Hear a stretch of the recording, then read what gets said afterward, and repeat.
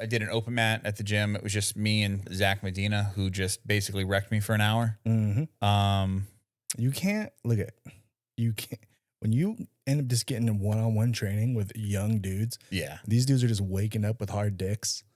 You know what I mean? Like, yeah, that kid's just they don't get tired, dude. Yeah. That ain't us no more, dude. No. We got to really think about things before things get going. Yeah. These guys just wake up ready, dude.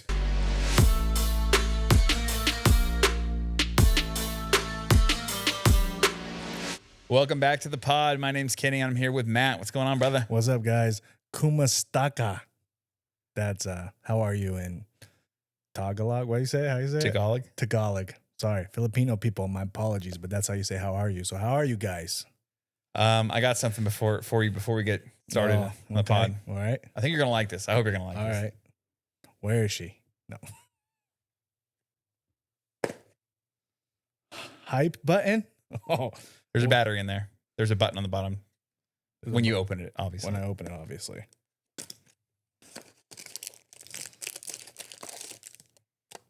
You got to turn it on from the bottom. Oh, switch. Yeah. Oh, dude. This saves everything. It's a game changer, dude. We spare no expense here at the BJJ Balance podcast. What's up, guys? It's been a long time. Again, thank you for all the shares, all the likes, everything so far. Thanks for all the DMs and stuff like that. We really appreciate it. How's your training been this last week?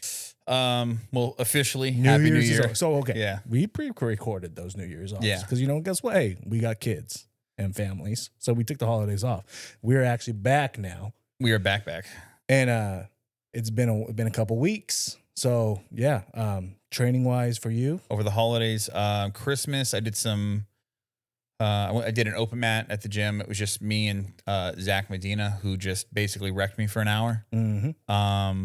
You can't when you end up just getting in one-on-one training with young dudes. Yeah, these dudes are just waking up with hard dicks. You know what I mean? Like, yeah, that kid's just they don't get tired, dude. Yeah. That ain't us no more, dude. No. We got to really think about things before things get going. Yeah. These guys just wake up ready, dude. So I show up there, right? I'm like, I posted like, hey, I'm gonna open the gym up at 6 if anybody wants to roll through. And it's like I got there like 5:30, 5:20ish. Open up the gym, changed, got stretched and whatnot. Nobody's getting there, and I'm like, fuck. If no one's here by like 6:30, I'm just gonna cut out. Fucking 5:59 rolls up. Here comes Zach just walking. I'm like, okay, well, we got Zach here. I wonder who else is going to show up. Nobody.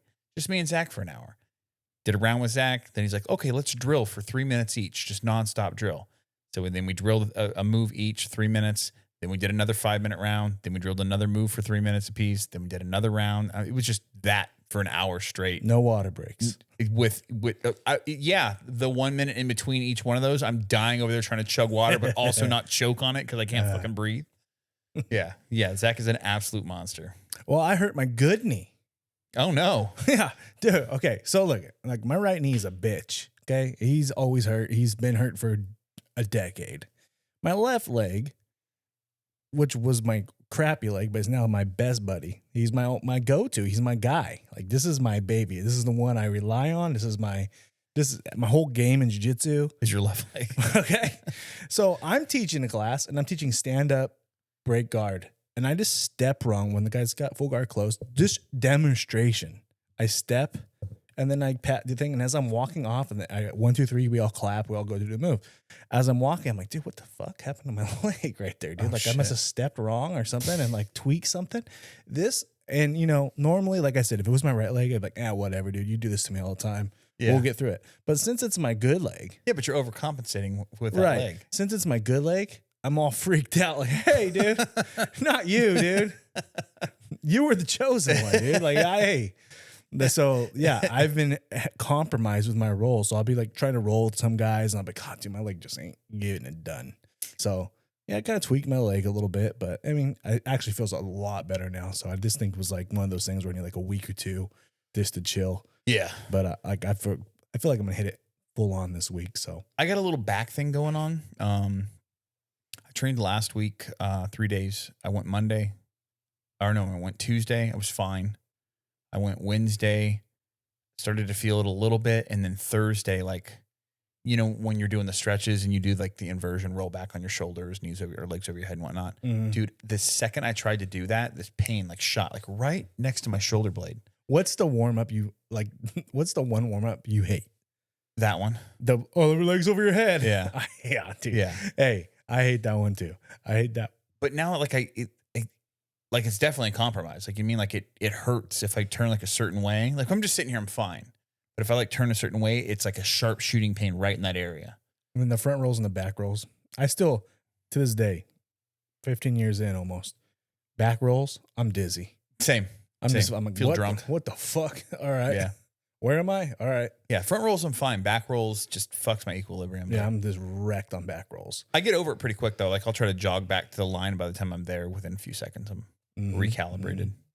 I've had some, you know, I did I made a reel about some girl saying, you know what he's doing right now? You know why he's not texting you? And it was just me of like a little clip of some of my rounds, me and Jordan in class. I did not expect, I just want to apologize to Jordan because I did not expect that much heat. Okay. I did not expect it to go. Like I was like, oh, when I made it, I was like, oh, this is 15,000. 15,000. Like the leg kickover video. Right. Yeah. Yeah. It's like 15K easy. Like Yeah. the 15,000. Like that will be good. Like it'll just go away. Give me like feed the algorithm. 5 hours. It's gone. Yeah. I did my post and I'm good. Because the key to Instagram is post every day. You post every day. The algorithm will find you and send you to the moon. That's my, so I was like, oh, this 15K. Well, we're over 104,000 views on that reel. And, a lot of comments. a lot of people like, oh, he's beating up on a white belt. And I'm like, hey, man, this guy, I was not expecting, man, it sounds like someone's murdering somebody. I'm like, hey, man, hey, I was just, well, sorry about that, Jordan. I apologize. I did. Okay. I did. So if I ever DM you or tag you in something like that, like, cause I don't like this, like recording myself rolling with somebody and then posting it. So I'm like, hey man, I DM. Are you cool? I was like, hey, I made this little reel. I sent it to him first. I was thinking about posting it.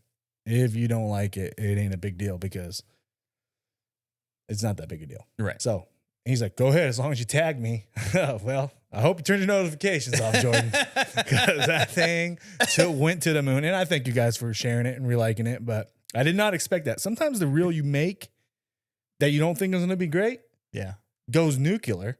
And the one you're like, oh, dude, I'm sitting on this one. Right. This one is going to be good.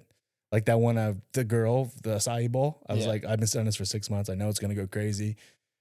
Just afraid to like post it. It didn't go as crazy as I thought it was going to go. No. There also wasn't a lot of hate on there. No. No. A couple dudes. The girl from Playboy. Yeah. She was all pissed. Remember, she got in a fight in the comments with some guys. I was like, all right, whatever, girl. You freaking feed the algorithm. Keep commenting. Keep yelling at these boys. So what are we going to get in today? Can you be taught? Now, there's a thing about like in jiu-jitsu, it's like, can you take instruction? Can you take constructive criticism? Okay. So that's kind of what I'm talking about. Some people can't. Some people are human joysticks. Yeah. I think you've got to put yourself in a mindset to be taught too. I've mentioned a book that I've read in the past when I was a white belt still, and it helped with that. But it was the 5 Rules to Being a White Belt. And it's all about putting your recalibrating your mind to be able to absorb the information that you're learning, or like how to break down jiu-jitsu in like a palatable form where you're not so focused on like what the names of things are, but like what the mechanics of it is. You know what I mean? Like, you know, it's all about framing and, you know, weight distribution and, you know, stuff like that. You know what I mean? So if you can break down certain techniques to like, or I'm stuck in a position right now, can I grab an arm? Can I grab the leg on the same side? Like I've got a chance to sweep here. I don't know what kind of sweep it's called, but right. You know, just stuff like that. So do you think it's easier to be taught younger age than it's older? Since the fact that like, since you're older, you've already if you're like in your 30s and you're getting jiu-jitsu, you pretty much have your career. Hopefully you're a black belt at something in real life, right? Maybe it's not on the mats, but you're a doctor, a lawyer, foreman, whatever. Whatever your skill set is like black belt level. Yeah. And you've already learned from somebody trained it, honed your craft, become good at something. You think it's like harder being an older athlete to, say, I'm learning again? I think it can be for a lot of people. I think that that some people, when you're teaching children, though it can be difficult because you're trying to get a child to understand essentially a complex art, but they don't have bad habits developed yet, especially when it comes to like learning.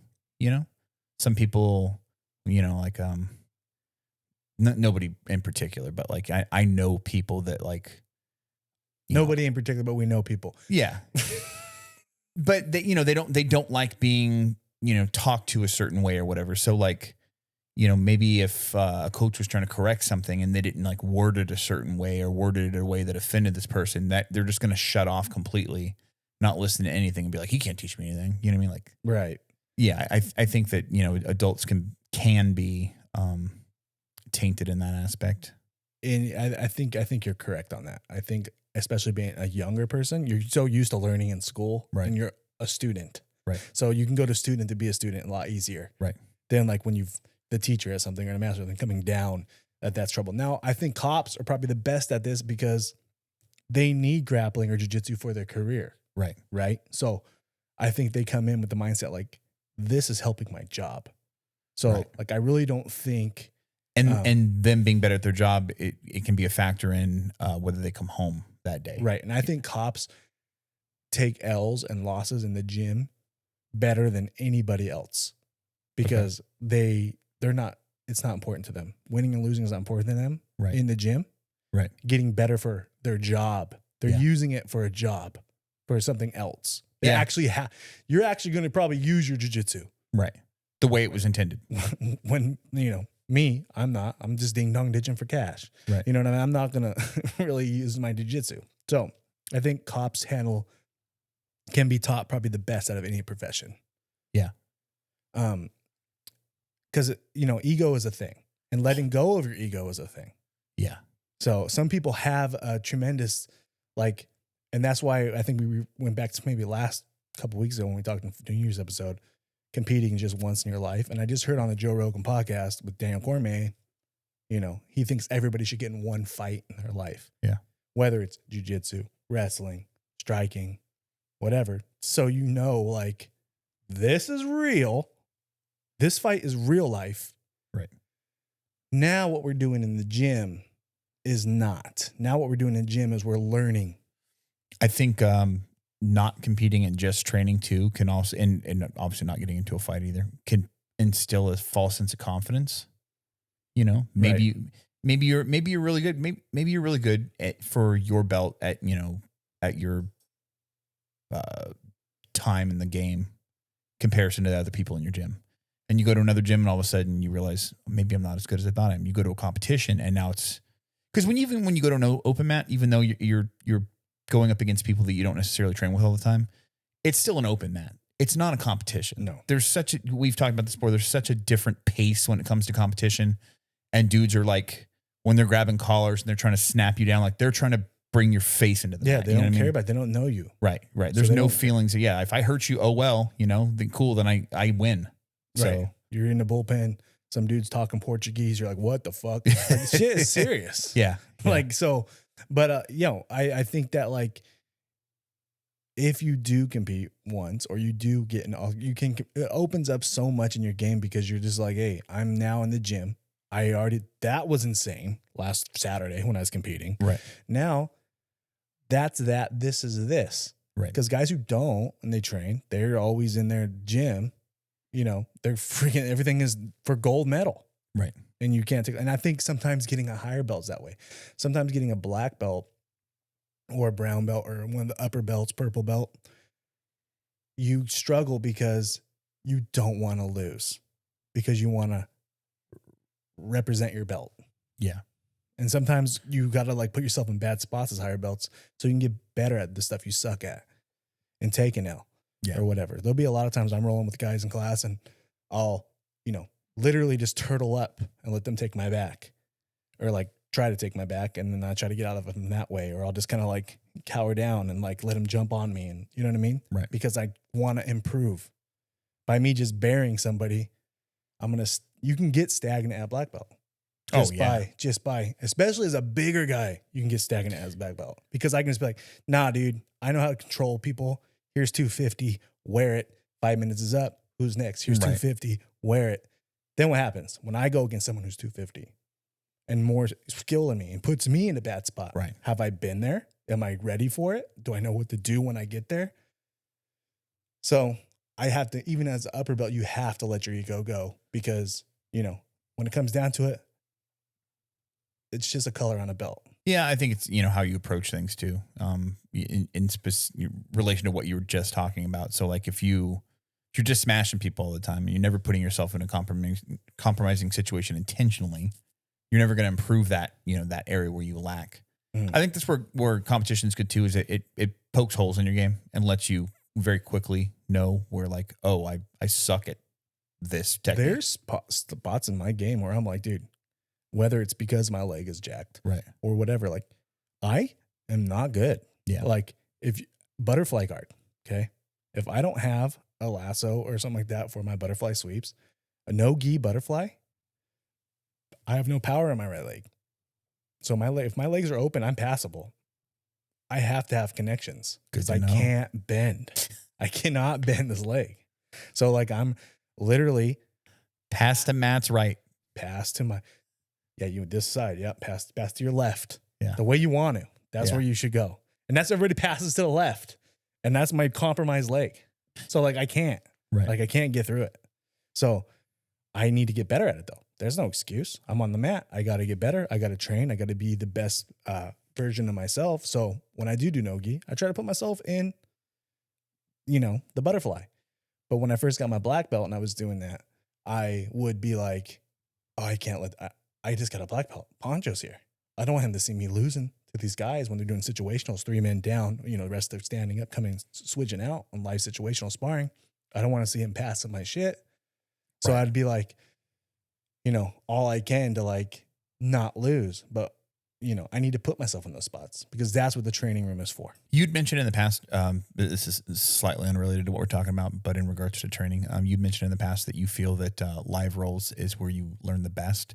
Now, is that specifically just starting from standing, or are you also talking about like the live drilling, the techniques? Like, okay, you're going to start in this position, you're going to start in this position, bottom guy, sweeper, submit, top guy, pass. I think that live situational sparring, because that'll put you in a spot that maybe you're not comfortable with. Okay. Just live rolls, you're going to do what you love to do. Yeah.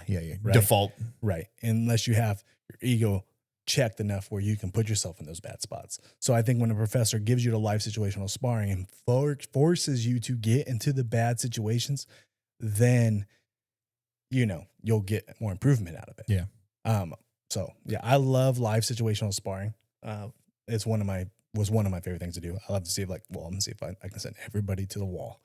If I can see the same guy coming back again, I'm like, I just went to the wall. How many times can I go through? Right. That's a fun game. I feel like it's a form of drilling though. You know what I mean? Like you're going with an objective to do the same move over and over again. You just have, instead of your partner allowing you to do it, you have resistance. Right. So how practical is this move, when I try to apply it? And everybody's cool, man. We're all teammates. We're all freaking battle tested. We all been together. We've all trained hard with each other. We've all, got injured and helped each other and checked on each other. And, it's a real brotherhood from the jiu-jitsu community. And there's some guys who don't like no-gi. And there's some guys who don't like gi. Yeah. Usually gi guys like no gi. They just prefer gi. Yeah. But the guys that are really no gi, they hate the gi. Which is ironic because I know a lot of guys that are no gi that hate the gi that have never put a gi on. So I'm like, how do you hate it? You've never even tried it. Right. I will admit that I tend to be a little better in no gi, but I like gi more. Okay. Like I like the thing that I suck more at. But nobody shits on jiu-jitsu. Right. You may hate like one thing or the other and the other not, but you're not shitting on the sport. Right. You know what I mean? And like even Gordon Ryan. So Gordon Ryan loves no gi. He's even said gi jiu-jitsu is dying. Yeah. In so many years, it won't be around, which is it's bullshit because gi jiu-jitsu is as popular as it's ever going to be. Right. Look at the tournaments. There's so many. It's like flying. Is gi jiu-jitsu maybe the best entertainment for TV? If you don't watch jiu-jitsu, then no. It's gi jiu-jitsu can be very boring. If I watch guys play chess, Right. I don't even know how to play chess. I don't know how to play chess, okay? Breaking news. All right. I never learned. I don't even know how to play checkers. I don't know how to do any of that shit. So when I'm watching people play, I'm like, oh, what are you doing?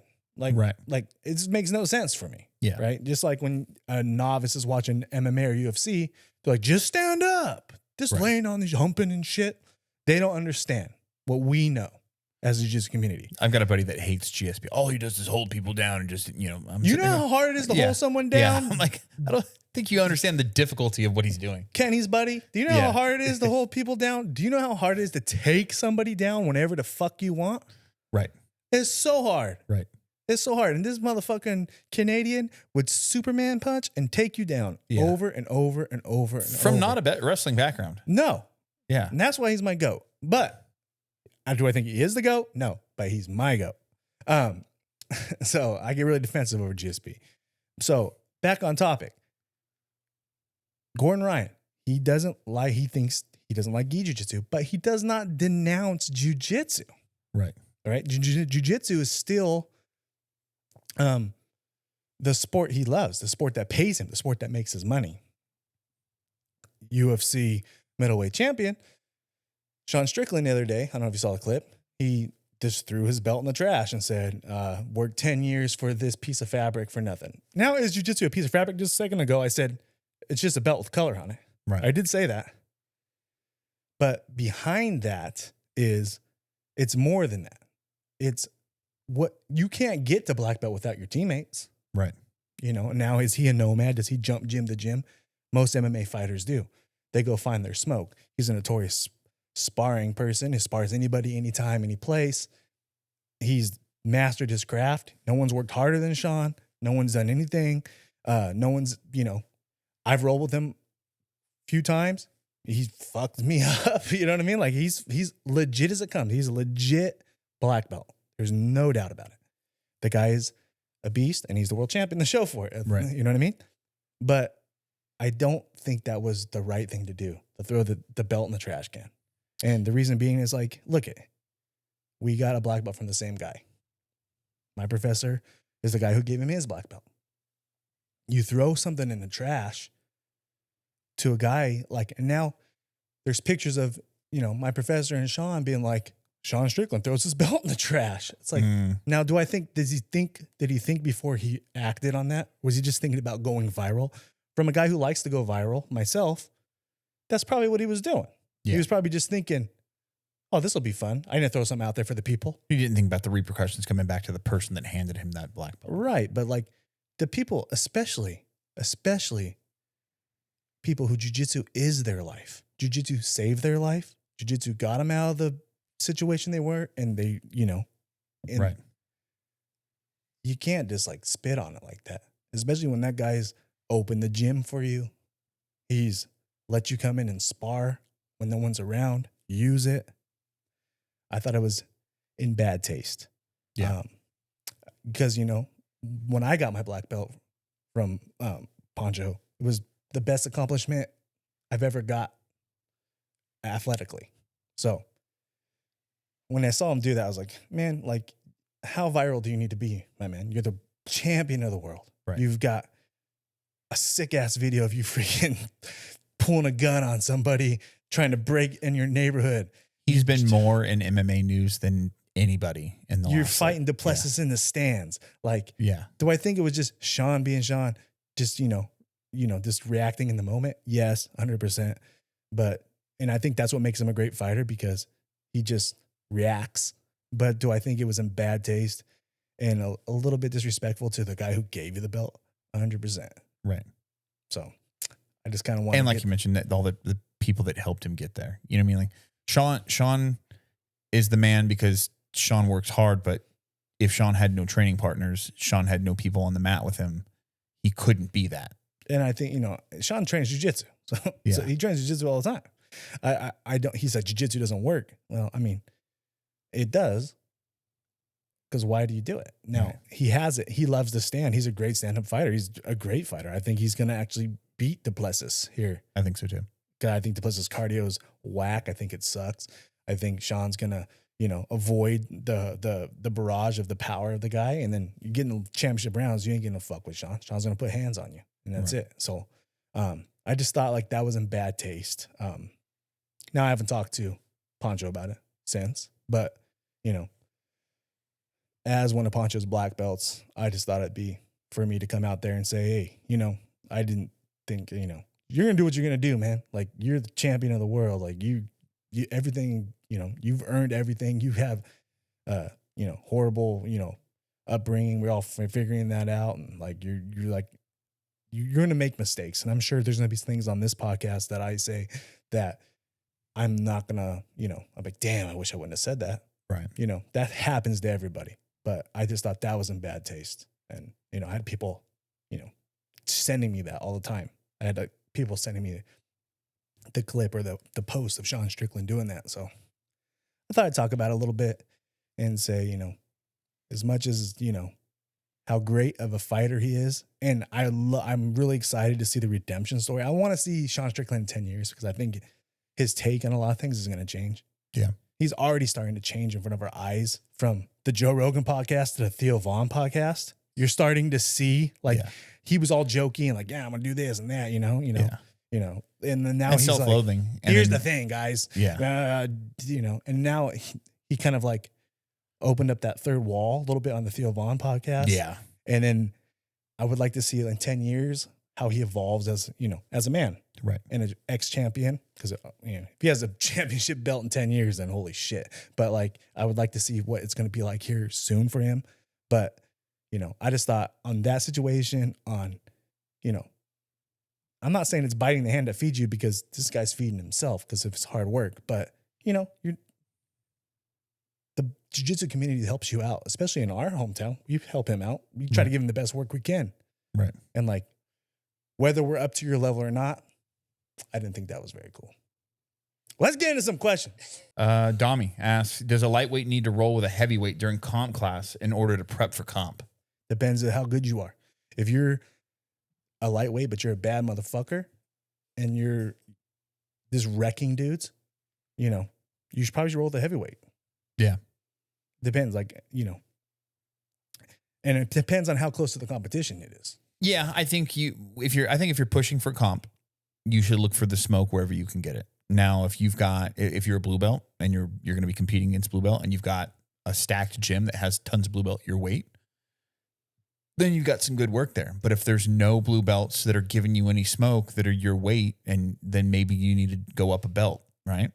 But maybe there's no blue belts, or maybe there's no purple belts your weight. Like maybe you just need to go with a heavier guy. Maybe is there a heavier blue belt? I guess it depends on your weight. Like there isn't a lot of guys bigger than me size wise in my gym. It comes to location, how much smoke you got. Right.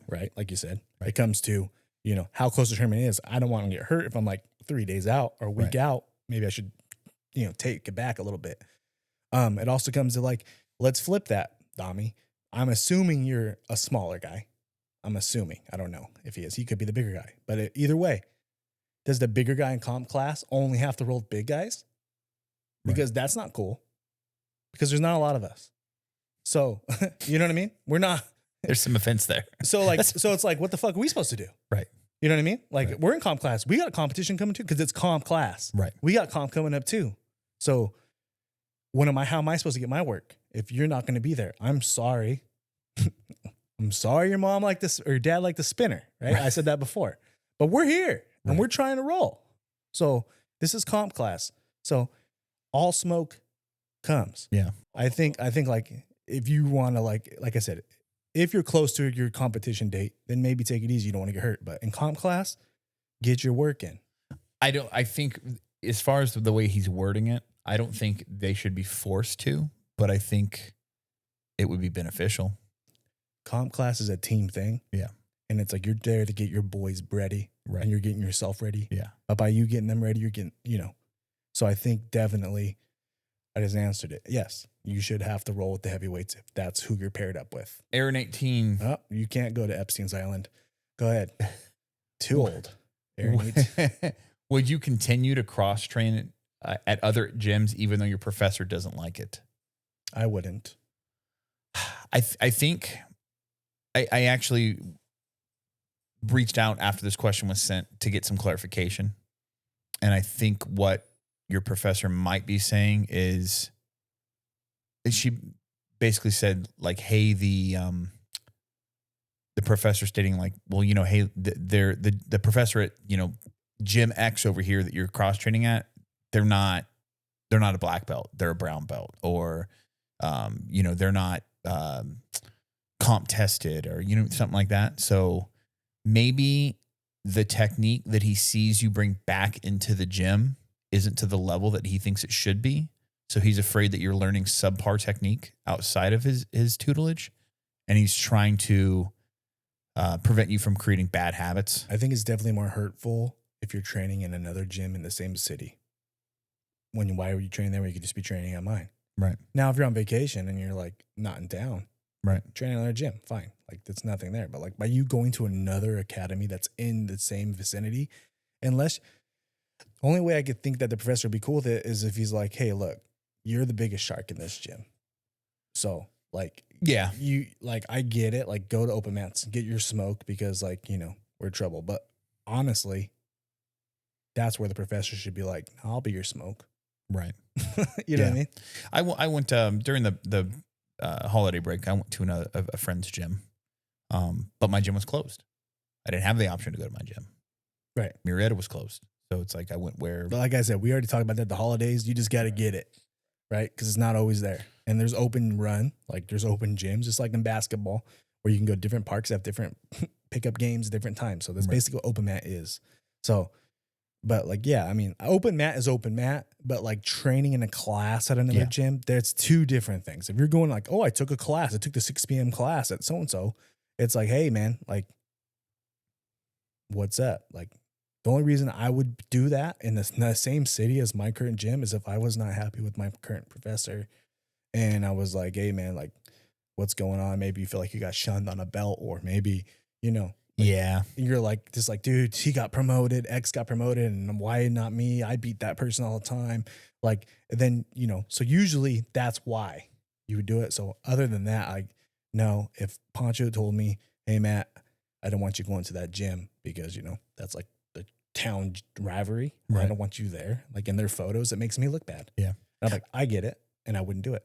I can see some people, and I'm not necessarily agreeing, but I'm playing the devil's advocate here. I can see some people saying like, oh, well, that's your professor having like an ego or you know, hurt feelings over something. Not necessarily. Because he's running a business. Right. And especially if you're a higher color belt. Now, if you're a white belt, like I've said, this is your chance to figure out what school you want to be at. Right. So like, even if you've signed a waiver, you have not received any belt from this guy. Right. So this is your chance to run around, figure out which gym is best for you. Say, oh, I signed up for 3 months there. I didn't like it. I went 4 months, whatever. Like everybody learns differently. Like this Go find professor your best fits fit. my style. This guy doesn't. I like the guys here. I don't like you're white belt. Right. But like once you get a belt from a guy, like and you accept it. Right. You're like, hey man, like the guy's like, say, hey, you're one of my guys now. So I think blue belt is like, hey man, I'm one of his now. So that's who I should train with.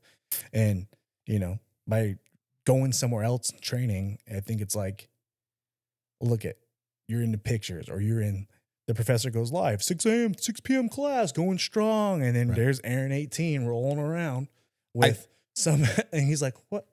Because these professors follow each other. Right. I think what's cool about going to a larger school that's like a check mat or something like that, or, you know, 10 Planet or whatever, like you've got these academies that have affiliate schools and whatnot. So you have the opportunity. And I think it's less weird. Like, okay, like let's say hypothetically, let's say I were to go to Buena Park and train with Jovino. Yeah.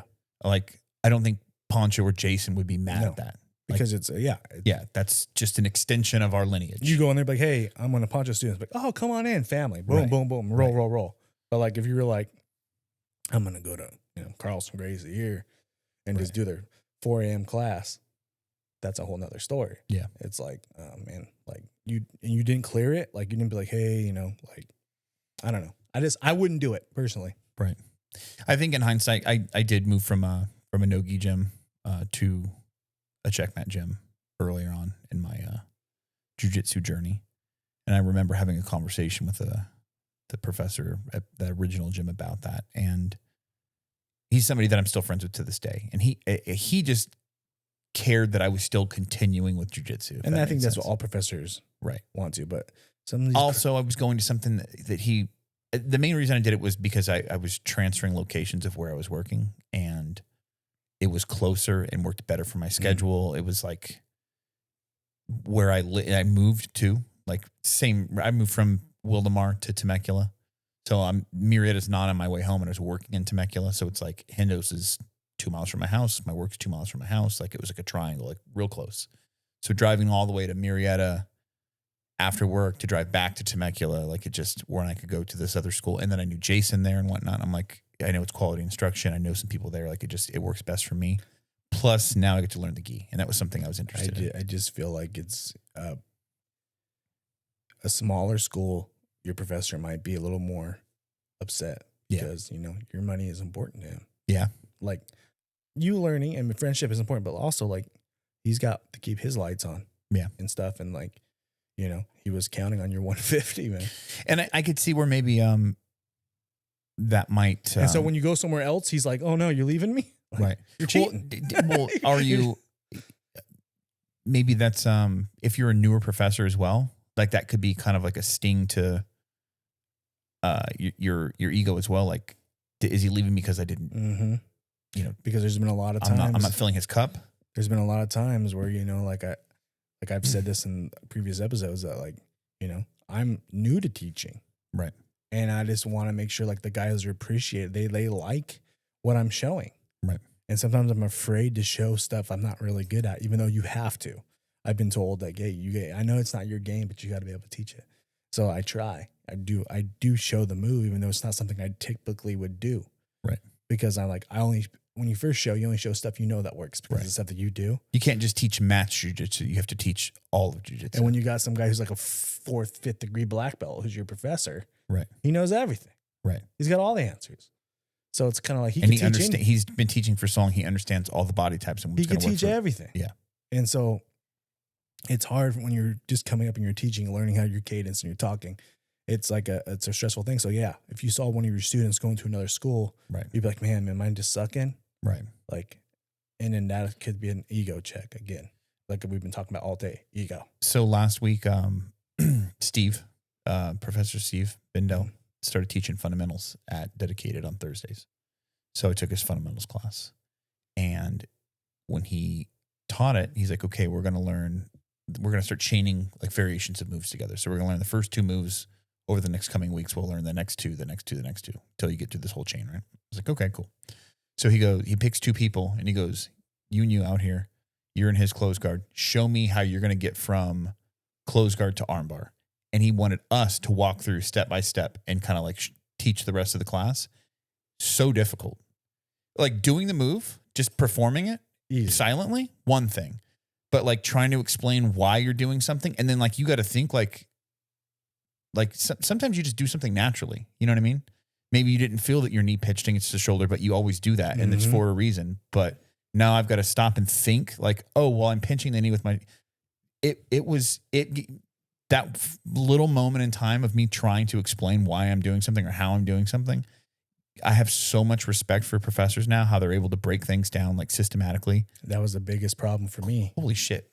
And especially as a bigger guy, a lot of my shit is just off power and smash and muscle. And they're like, well, how'd you get your, I'm like, I just did. I'm like, what am I doing? Right. What am I doing? I gave my first private. I do private lessons, by the way. I was given I gave my. It's gonna come in handy, man. I was given a private lesson, and I was like, oh, and I was just sweep the guy over, and I'm like, look I forgot a step. This is what I do because I'm so used to doing it and not, so in real time, like, and yeah, that's just part of it. Yeah, sometimes I see Jason will do that. He'll show a move, and he's really good at breaking stuff down. And then he's awesome at breaking stuff down. He'll walk around and he'll notice that like maybe not just one group of people is getting stuck on a certain step. He'll see like 3 people and then he'll stop, bring us all back to the center and kind of course correct. Hey, I noticed you guys are all missing this step. Maybe I didn't explain it right, but this is what we're doing right here. And then we go back to drilling it and everybody finally gets it at that point. So he's good about recognizing it and then growing from there. He for sure is very good at that because I've watched him grow as a professor into talking. And I think teaching kids classes really helped him. Yeah. With like breaking it down. Yeah. Because you got to break it the fuck down with the kids, dude. Right. You got to be like, blink 3 times. What else we got? Finding the balance for jiu-jitsu as a family man with 3 kids. Like I've said, and I think I did a little clip on this at the beginning. Like I just gave a shout out to the parents with the kids. Yeah. Because your jiu-jitsu is going to come last. Yeah. Because your kids come first. So like I gave a shout out to all the moms and dads who get it in when they can, but you know, you got to take Jimmy to soccer. You got to, you know, someone's got T-balls. Someone's got to make dinner. Someone's got doctor's appointment. It's hard to get it in because your kids, if you have parents, you are, you know, you have parents to put your kids first. Right. Hopefully. Unless you're just nutting all over the place, just creating kids like an NFL player, just throwing jizz left. But like most parents, their kids come first, and that's important. So, you know, you just got to get it in. Yeah. And I felt like the best way to do that is those early morning classes. I was going to say that's, I like the 6 a.m. thing. Every once in a while, I'll take a day off of work, whatever, and I'll go do a 6 a.m. class over at your guys' gym, or if Jason's teaching one. And I like the feeling I have for the rest of the day, because I get to like go home, shower. I'm awake at this point. Like I'm wide awake. There's no, like, I'm not in the process of waking up like I'm usually do on my drive to work. And I've already done the hardest part of my day. You know, you just be cool dad when you get home. Right. No, I don't. Being strangled by a large man at 6 a.m. is going to be the most difficult thing I do all day in regards to the rest of my day at that point. So I love that aspect. We're going to train at 9. Are you going to train at 9 p.m.? No, 7 p.m. and then try to get it in at 9 p.m. Yeah. Might not happen. No, you're exhausted. Train at 6 a.m. Yeah. Get it in at 7:30 p.m. If I didn't work so early, game time, and have a commute and whatnot, I would do 6 a.m.s regularly. But yeah, I think as far as just you, sometimes too, like, I don't know if you're just a dad of 3 or if you're married, sometimes you got to sit down with your spouse and like work out a schedule and like what's going to work for me, what's going to work for the family, what's going to work for my work schedule. You know what I mean? Like, what are her fitness goals? Are they the same? Because she's got to get her shit in. Right. So it's kind of like, you know, that's how you find balance. Communication with your significant other, communication with your babysitter. Right. And then you can work on compromise at that point. Bigger academies. Okay. Here's a little bigger academies have more classes. Yeah. They have more time slots, more professors teach at that school. You're going to get more classes. Yeah. Weekends. Maybe you can't, maybe you get one day during the weekend, but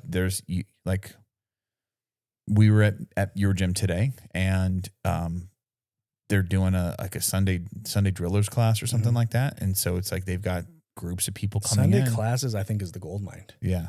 Nobody has classes on Sundays. Right. And everybody's off on Sundays. Dude, and I saw like the schedule, like he had like a regimented routine of what they're going to be doing from this time to this time, this time to this time. He had water breaks in there and whatnot. I was like, damn, like that's a thorough class, you know? Yeah, so, that's what that paper was? Yeah. I don't read. I told you. Bro, it was 2 pages long. I told you I don't read. I'm like, what is this? Yeah. Rudy Rudiger made the team. Like, what are we doing here? I don't know what we're doing. Like, so yeah, I mean, if you're at a larger gym and whatnot, sometimes there's people in the gym that aren't necessarily professors, but they've got a key. Maybe they want to go in there and do some rounds, some open mat kind of stuff, or work on a specific technique, or, you know, hey, let's come in on a Saturday at 11 and just work on takedowns for like an hour, you know, stuff like that. So I think you've got more options. Get it in when you can fit it in, Mario. That's all I can say. You think what I'm thinking, partner? Aim for the bushes. All right, guys. Have a good weekend. Have a good week. Again, thanks for all the support. Me and Kenny appreciate it.